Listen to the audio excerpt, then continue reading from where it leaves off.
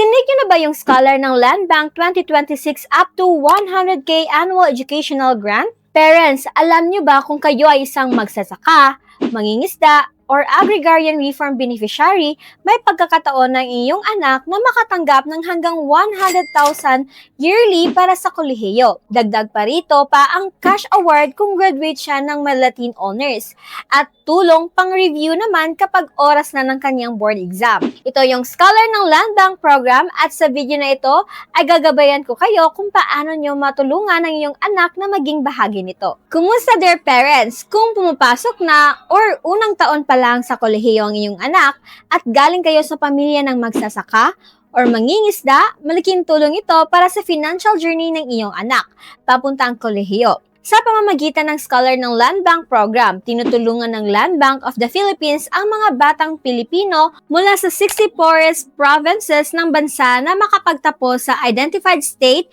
universities, and colleges. But before that mga karika, disclaimer lang po, ang Recruit PH ay hindi po affiliated sa kahit anong agency or organization. Ang lahat ng impormasyon na binibahagi ay para sa educational purposes lamang at na-verify namin sa abot ng aming kaalaman. Hinikayat pa din namin na ang mga viewers na mag-research din sa sarili nila at i-verify ang mga detalye bago po gumawa ng anumang desisyon. Simula pa ng noong 2023, ang Scholar ng Land Bank program ay isang scholarship initiative ng Land Bank na naglalayong tulungan ng mga anak or apo ng agrarian reform beneficiaries, small farmers or fishers na makapagtapos ng kolehiyo, lalo na yung mga mag-i-enroll sa mga eligible courses sa mga partner state universities and colleges. Dito sa video na ito, tatalakayin natin kung ano ba talaga ang Scholar ng Land Bank program. Qualified ba ang iyong mga anak para dito? Ano ang eligibility criteria?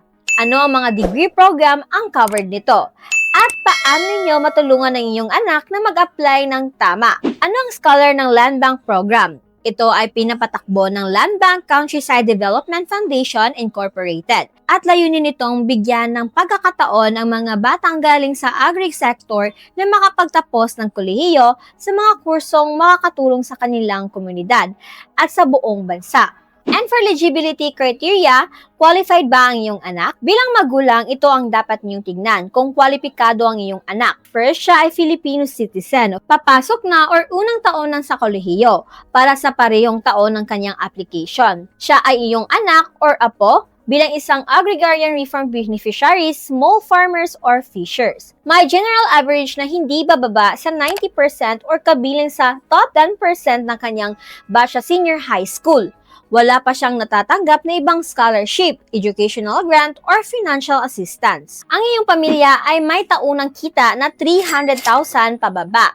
Naka-admit o naka-enroll siya sa isang eligible na degree program na pinili ng partner university. Natutugunan ninyo ang residency or provincial requirement ng partner school.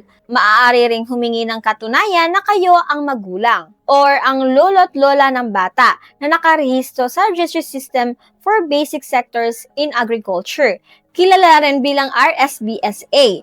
Tandaan mga magulang, maaaring mag-iba-iba pa din ang eksaktong requirements depende sa partner school ng iyong anak. Kaya't importanteng basahin mabuti ang official announcement ng napiling universidad. Cover degree programs. Depende ito sa mga kursong inaalok ng bawat partner university pero kabilang sa mga karaniwang eligible na kurso na maaaring pasukin ng iyong anak ang agribusiness management, agriculture kasama ang animal science at crop science, food technology, agricultural, civil, mechanical, at industrial engineering, at information technology at data science, environmental science, accountancy, real estate management. Iba pang agriculture-related na kurso ay maaari ding isaalang-alang depende sa evaluation selection committee. Mahalagang tandaan na hindi lahat ng partner school ay nag-aalok ng lahat ng kursong ito, kaya't dapat ninyong tulungan ng iyong anak na tignan muna ang listahan ng eligible program sa official na post ng kanilang piniling paaralan. Okay, dito naman tayo sa step-by-step guide on how to apply. Alamin muna kung tumanggap ng aplikasyon ang paaralan ng iyong anak.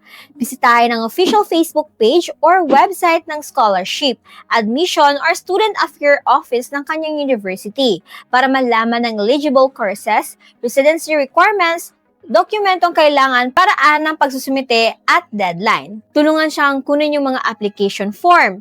I-download ang Scholar Land Bank application form mula sa official na post ng paaralan or kumuha ng kopya mula sa kanilang scholarship office. Ihanda ang mga requirements, kabilang na dito ang mga certified grade or Form 137 ng iyong anak, letter of recommendation mula sa principal, PSA birth certificate, proof of RSBSA registration ninyo bilang magulang, income tax return nyo, barangay clearance, medical certificate, at signed consent form. Bukod pa sa mga karagdagang dokumentong maaaring hingin ng paaralan. Suportahan siya sa pag-record ng kinakailangang video. Karamihan sa mga partner school ay nangihingi sa aplikante ng maikling video. Hindi hihigit sa 3 minuto kung saan magpapakilala siya at sasagot sa mga tanong tulad ng bakit niya pinili ang kursong ito at paano niya matutulungan ang bayan balang araw. Pwede ninyong tulungan siya maghanda at mag-practice dito. Tulungan siyang isubmit ang aplikasyon. Karaniwan, isinasumite ito sa pamamagitan ng Google Form ng university, sa scholarship office, or sa email. Depende sa proseso ng bawat paaralan. Sama-sama ninyong bantayan ang mga official announcement, regular na tignan ang email at ang official social media page ng paaralan para verification ng documents, schedule interview, at resulta ng aplikasyon. Tandaan parents, iba-iba ang deadline ng bawat partner school, kaya't hindi ito isang petsa para sa lahat. Siguraduhin i-check ninyo ng mabuti ang eksaktong deadline sa official na announcement na piniling university ng inyong mga anak. At yan ang buong gabay natin sa Scholar ng Land Bank Program mula sa layunin nito, kung qualified ba ang iyong anak, ang mga kursong covered, hanggang sa tamang paraan para matulungan siyang mag-apply. Kung kayo or may kilalang kapamilyang magsasaka or mangingisda na may anak na naghahangad na makapagtapos ng kolehiyo, ito ay isang malaking pagkakataon na hindi dapat papalampasin. Bilang magulang guys, isa ito sa pinakamagandang paraan para mabawasan ang pasanin ng pinansyal at masiguro na magandang kinabukasan ng iyong anak. Ang pagtulong sa kanila na makapasok sa ganitong programa ay isang pamana na mananatili habang buhay. Kung may tanong ba kayo tungkol sa Scholar ng Land Bank Program or ang process ng pag-a-apply para sa iyong anak, i-comment nyo lang sa baba at sasagutin namin yan. Kung malaking tulong ang video na ito, please don't forget to like, share, and subscribe para lagi kayong updated sa mga susunod na gabay natin tungkol sa scholarship at financial assistance para sa iyong mga anak. Salamat sa panonood at hanggang sa sunod na video.